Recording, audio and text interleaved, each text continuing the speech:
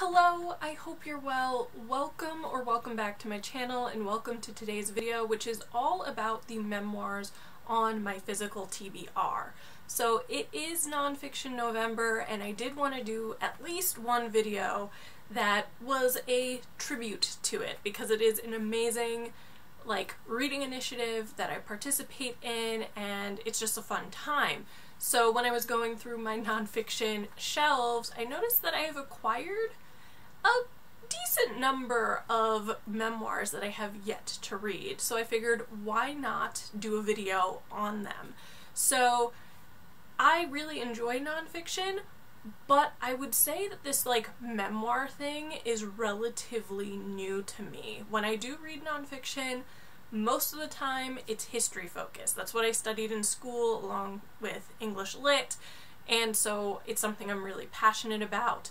If I'm not reading history, I'm reading biographies, but even still, a lot of the time they're about historical figures because I don't read the celebrity memoirs all that often, so they still have a history focus. But memoirs, probably in the last few months, maybe the last year, I've noticed that I've started to be attracted to them a little bit more. So why don't we dive in and talk about those memoirs? So I have tried to group these together. So the first two that I'm talking about have more of a travel focus, I would say, or at least that's the impression that I get, since I haven't read them yet, so I can't guarantee it. But the first one that I want to talk about is To the Lake by Kapka Kasabova, whose name I know I am not saying correctly, so my sincerest apologies. But I would just like to say that this cover did exactly what it intended, because I saw this kind of out of the corner of my eye in a bookstore, and I was like a moth to the flame. So it did a good job. It definitely caught my attention. But this is a memoir that is part family memoir, part history, part travel, from what I gather, where the author, Kapka, is going to the Balkans, where her maternal family is from, to this particular lake region that once upon a time was a trade and spiritual hub for the region, and she's really looking to explore the way that the geography of this place, because it's two lakes that are connected by some underground river, I believe, so the geography of the area and its politics had an impact on her own family and the history of the region and the people who live there. And what really attracted me to this book beyond the cover was the fact that I don't really know all that much about the Balkans or the history there, and I haven't really seen that many books that cover it specifically, so this felt really unique to me, and that's also one of the reasons why I picked it up. Next, we have The Salt Path by Rainer Wynn, and this is again another cover that definitely caught my attention. I will admit, I am a shallow person and covers will do me in, but this is one that I picked up because the description of the book made me think that it was going to be quite a tearjerker. And I, for one, love a good book that is going to make me cry. I seek them out. There's something just cathartic about reading something and the tears just flowing down your face. Maybe I'm a glutton for punishment, but that is something that I enjoy. Anyway, the book is about this middle-aged couple, and the husband is diagnosed with some terminal illness at the same time that they also lose their home and their farm.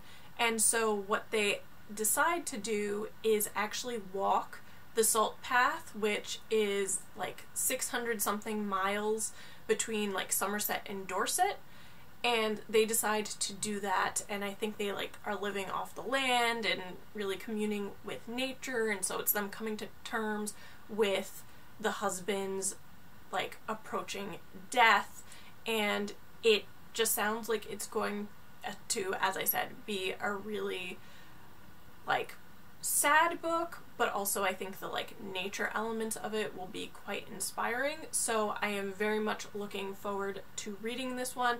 I think of the memoirs, this is my most recent purchase as well. Moving on to the next two books, which I think have more like a literary kind of lean to them based on the subject matter. And this first one also maybe kinda sorta could have some travel elements to it as well, but it is Molotovs Magic Lantern by Rachel Polanski. This is a book that I've spoken about on my channel before. It has appeared on a couple TBRs and I haven't gotten to it yet, but it's still really interesting to me and I still do want to, in fact, read it. But as you can tell from the subtitle, Travels in Russian History, it is very on brand for this channel. So the author, Rachel, moves to Moscow and discovers that this one building is where a lot of like Russian elites during communism lived, and she discovers this apartment belonging to one of Stalin's henchmen and the library within it, and she like goes on an exploration of the literature of like Chekhov and who else? Dostoevsky, Pushkin, all of these sort of big Russian authors that I am familiar with. She goes on an exploration of their work and I believe is traveling across Russia to either the places where the books were set or the books were written. So it's a little bit like a literary travel journey, as it were. At least that's the sense I get from it. But there's nothing about the description of this that doesn't appeal to me, so I do think that I need to get to this ASAP. So the next book is another one that has appeared on my channel. I think it appeared on my Victober TBR in 2020 because I do think it is the perfect book to complement Victober, but I still haven't gotten around to it. And it is The Victorian and the Romantic by Nell Stevens, and it is the story or a memoir that focuses on Elizabeth Gaskell, the Victorian author, and this love affair that she has with this young man who I think is like 15 years her junior.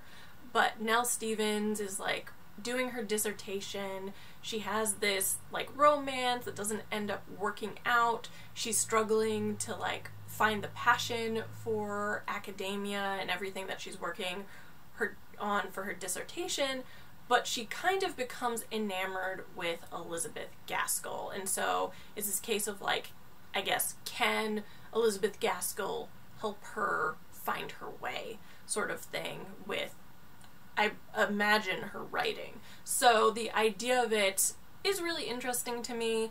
I do really enjoy Victorian literature, which is why I participate in Victober, but full disclosure, I have never read anything by Elizabeth Gaskell in its entirety, so that is something that I need to do as well. I think that's probably why I haven't gotten to this quite yet, because I think probably I need to read something by Gaskell and then read this, or read them in tandem to really appreciate it. But it does have a very nice cover, although mine is kind of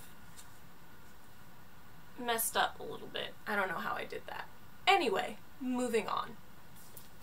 The next two memoirs are ones that I think will really deal with social issues within society, and the first one is Halfbreed by Maria Campbell, which is a memoir by an Indigenous author, and Maria belongs to the Métis or the Métis tribe in Canada, and this is really the story focusing on her childhood and young adulthood, dealing with poverty, addiction, and the like discrimination and hatred that she would have faced as an Indigenous person. So this seems like it's going to be a really heavy book based on the subjects that it's touching on. I think it's going to be a book that is heartbreaking and also frustrating in the sense that, like, why can't people be better? But it is one that I want to get to sooner rather than later. I did receive this in one of the Strands, like, book boxes that you receive, which was quite nice because I had never heard of this before, and it is an essential Canadian classic, apparently. So I did like that it was something unique, something I hadn't heard about before, and it's going to be an interesting one for sure. Similarly, the next book also came in that same Strand book box. I don't remember what the theme was. I think it might have just been nonfiction, but it was actually quite a good book box, so I'll put information on it in the description box because I don't like the subscription boxes that come with a lot of, like, tchotchkes and things, and this one definitely didn't. It came with things that I thought were useful, and these two books. But the next book is Somebody's Daughter by Ashley C. Ford. This is definitely a book that I've seen around. I think it came out earlier this year, and it does have a really striking cover with this powerful and impactful blue, if I do say so myself. But this is, again, another book that I think is going to touch upon poverty and discrimination. Ashley is a young black woman growing up in Indiana. I think this is more about her teenage or adolescent years. She doesn't have a great relationship with her mother, so she basically looks for love in her father, who happens to be incarcerated, and there's, like, a relationship apparently that goes sour, and I believe there is some abuse there. So it is really a story of Ashley's experiences growing up. Both of them, I feel like, are going to tackle the theme of identity, which is something that I really enjoy in books. But again, I don't know that this is going to be a super, like, optimistic or uplifting book. I am hoping it is. I'm hoping that Ashley has a happy ending of some sort, but the topics, again, do feel a little bit weighty. The next memoir is definitely one that aligns with my sort of history interests, which is probably why I picked it up in the first place, but the book is The Nazi Officer's Wife by Edith Hahn Beer. And it is Edith's story, obviously. She is a young Jewish woman living in Vienna during World War II and when the Nazis are at their peak as far as being the political leadership.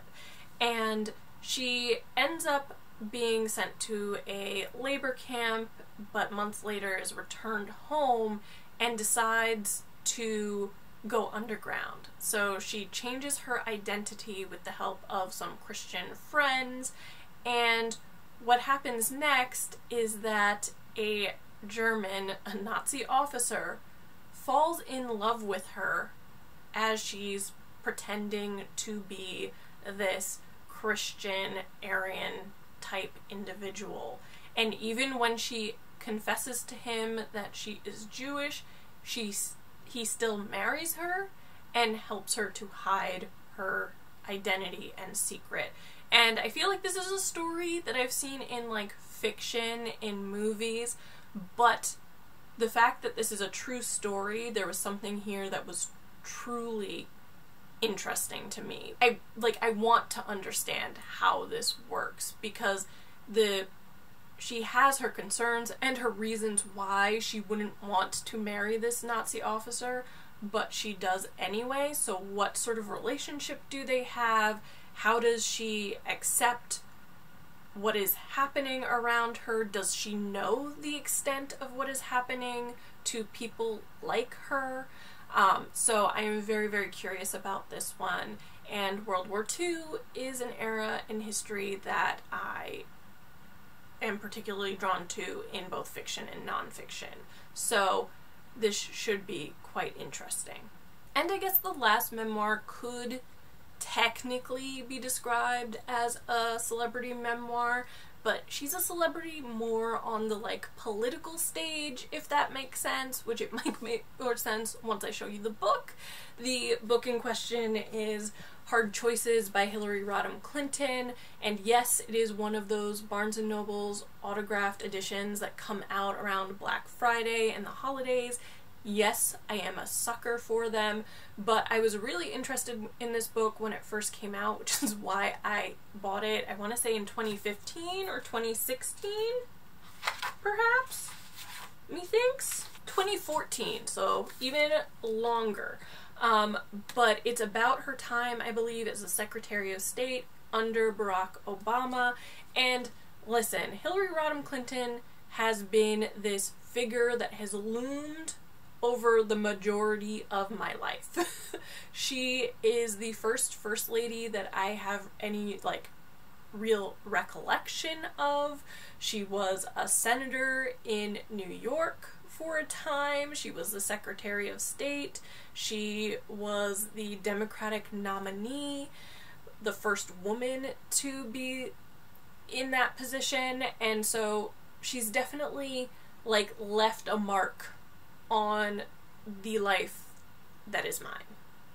That wasn't a grammatically correct sentence, but I think you understand what I'm saying. But so I definitely have interest in reading this, but it's not small. This is a thick memoir. Like, it's huge. Like, I don't know exactly how many pages this is, but it's nearly 600 pages to the acknowledgement. So it is a big tome to get through, and I think that's probably why in all of this time I haven't picked it up, because it's gonna take a little time and dedication, and even holding this book is a workout. So yes, but this is another memoir that I need to get to. So yes, those are the 8. I think it's 8.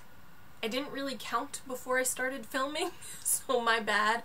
The 8 memoirs that are on my physical TBR that obviously I want to get to sooner rather than later. Hopefully you'll start seeing some of them on TBRs and actually getting read, so not just on my TBRs, but on my wrap-ups, or in my wrap-ups as well. So yeah. But I do hope you enjoyed this video. I hope you found a few books to add to your physical TBR, and if there are any of these that are of interest to you, certainly let me know in the comment section of this video. And if you did like this video, don't forget to give it a thumbs up, comment, and subscribe, because all of those things help my little channel grow. Thank you so much for watching, and I will see you next time. Bye!